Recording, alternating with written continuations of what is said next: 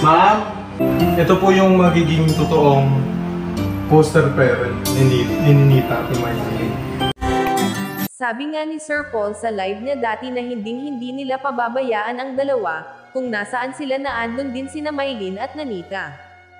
Jan Stock Vlog ang inyong lingkod muling nagbabalik upang magbigay mixing reaction video. Panoorin po ang kabuuan ng video sa vlog ni Tito Herns at pasubscribe na din sa kanyang channel maging sa channel ni Sir Paul Pugong Biyahero din. Salamat po ng marami. Syempre sina Tito Herns at Ma'am Nida talaga at tumatayong magulang ng mga naturang bata dahil sila ang kumupkop at nasaksihan naman ng lahat ang sobrang effort at pag-guide nila sa dalawa. Masaya na ang Tres Marias dahil sama-sama pa rin sila kasama ang kanilang mga magulang. Ang napakabait na mag-asawa Tito Herns at Ma'am Nida. Huwag kayong mag-alala dahil yung dalawang yan ay mahal na po ng pamilya namin. Kung saan kami nandoon, nandun po yan sila. Talagang magtutuloy po ang kanilang pag-aaral. Kasi pamilya na namin. Hindi namin sila pababayaan. Hindi namin yun ipagkakait sa kanila yung edukasyon.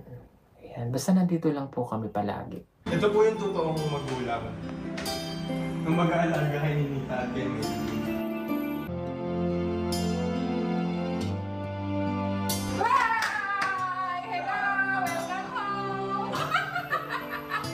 Ayan, ito na.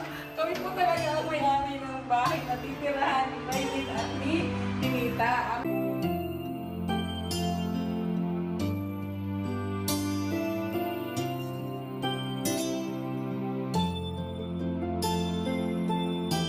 Welcome to your new home!